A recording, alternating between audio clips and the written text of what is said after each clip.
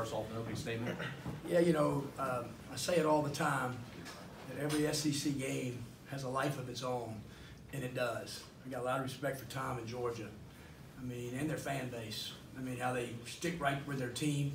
They're selling out games. They have won one game, and they come on the road. They played LSU, Mississippi State, and us. They could be 3-0 in all those games. And so their team played great at the end. I thought our team got up. We had some defensive breakdowns, but I thought, Brian made some great plays down the stretch.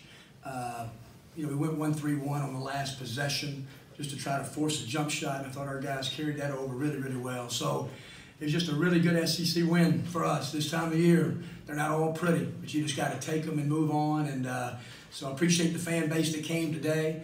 Very enthusiastic. The arena got loud, and so good one. And take the day tomorrow off and get ready for Tennessee on Wednesday. Kermit, were you aware before the game of the players' intention to kneel during the anthem? I was not. And I was going to address it afterwards. I'll address it now. This was all about the hate groups that came to our community and try to spread racism and bigotry, in our community. It's created a lot of tension for our campus. I think our players made an emotional decision to show these people they're not welcome on our campus. And we respect our players' freedom and ability to choose that. Brian, could you talk about what the last 24 hours or so have been like? And was there a discussion among the players about maybe how you wanted to respond to what was happening in town and on campus? No, I don't think there was any discussion. I think kind of just intertwined with, like Coach said, we're just tired of these hate groups coming to our school and portraying our campus like it's our actual university, having these hate groups in our school. So majority of it was we saw one of our teammates doing it, and we just didn't want him to be alone. So that's what we saw. Was it an in-the-moment decision, or who started the kneeling? I'm not entirely sure who started it, but I was a part of it. Do you anticipate it being a multi-game thing, or do you think this was just kind of a one-off to show solidarity for what was going on? I don't anticipate it being a multi-game thing. Like I said, we've never done that before, and it really just has to do with them coming to our campus during a basketball event. That event was going on during the game, so.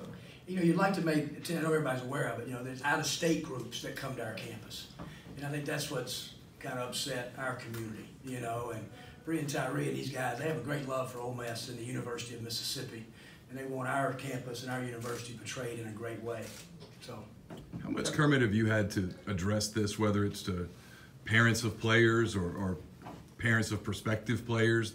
Kind of what's been in the headlines. I've talked to Brian's mom, talked to a couple other mothers on this week, the last couple of days, and just visited about them. And trust me, we have 2 daughters. And so the number one thing is the well-being and safety of the students here on campus and our players. And that's the number one. And so, yeah, just to talk about it, and and we did. And so we did that, and we addressed it yesterday as a team and just talked about the events that were happening. So I want to kind of explain kind of how it happens, and the logistics of all of it. So, but we did, and we're going to move right past it right now. So I'll take some basketball questions. Yeah, Georgia hit 8 of his first 10 shots in the second half, evaporated that 10-point lead really quickly. What was allowing them to get such good looks at the rim during that time? I didn't have a great feel for our team when I was in the huddle. We broke it for the second half. I just didn't think we had a look of kind of passion and intensity. And I talked a lot about it in the timeouts, about just being, on edge and playing. And I thought Georgia came out and hit us hard. And, the whole thing is how we responded. But we didn't come out with a lot of pop and just a lot of toughness early in that second half. You talked about rebounding coming in throughout the whole week, needing to rebound against this team. You lost the rebounding battle, but you beat them in offensive rebounds. Dom and Bruce combined for 10, and DC gets you 5. Did you think they still did enough, even if you didn't come out on top of it? Yeah, no, when you get beat on the boards, you get beat on the boards. But I did think what happened, they did some switching. And so the perimeter guys got on some of our bigs, and so they did a good job of offensive rebounding. DC Davis was the key to this win. I know Brian scored some buckets, and he was a big, huge part of it. But when I put DC in, our lead went to 8. He defensive rebounded the ball. He finished possessions. He was unbelievable defending. He plays without any mistakes. And I thought he was probably the most valuable player when that lead went to about 8. You had a couple of huge defensive possessions there in the last minute. one before Brian's free throw, and then obviously the 6 seconds after. Can you take us through those? It looks like you guys defended that pretty well. We did. I have to give these guys a lot of credit, you know. And Brian has been, I mean, he's been 1,000% late game, you know. So he's kind of due one. I mean, he's made every one of them. And we were going to foul. We were going to call timeout when he made the second one, and we were going to foul up 3. And but when they went across the half-court line, met with our staff, and a lot of times in the late game we went to our 1-3-1. So I was really worried about the matchup with Claxton. That's who they went to. It was a hard matchup for Dom to guard, and I thought these guys were perfect in it.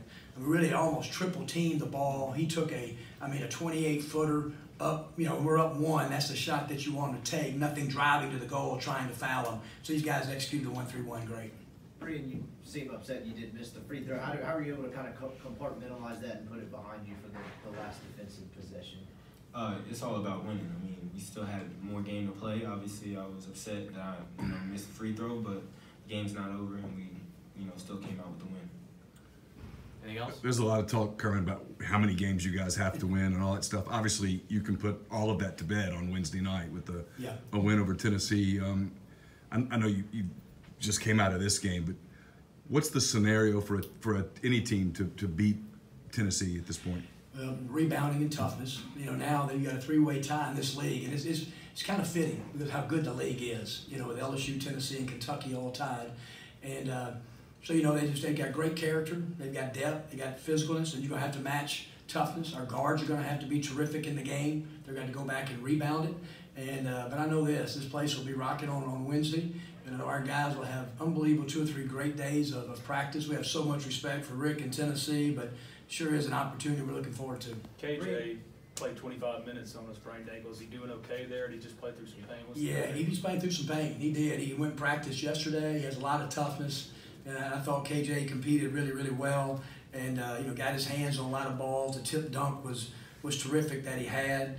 So to get 8 points and then 4 rebounds, really not healthy, full speed, that says a lot for his toughness. Brian, I know you'll not necessarily let it dominate your focus, but do you guys as players kind of sense how close you are to blocking down a bid and kind of completing a pretty remarkable turnaround from a year ago? I'm going to just speak for myself and just say, definitely I'm aware of it.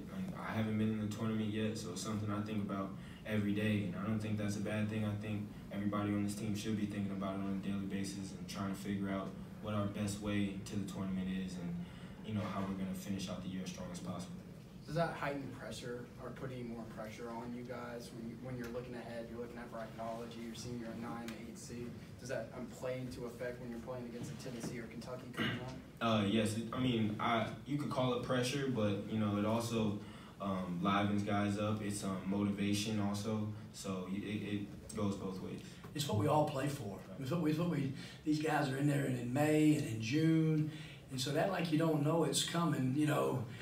This is not true. Everybody knows. Everybody knows what their net is. I don't care what a coach says. Everybody knows, and so we don't know exactly how many games you have to win because sometimes that depends on who you beat. But it is. It's every guy's goal and every coach's goal to play in that when you tip it up for the first time, and so it's something we don't harp on. But it's sure something our guys are striving to get to.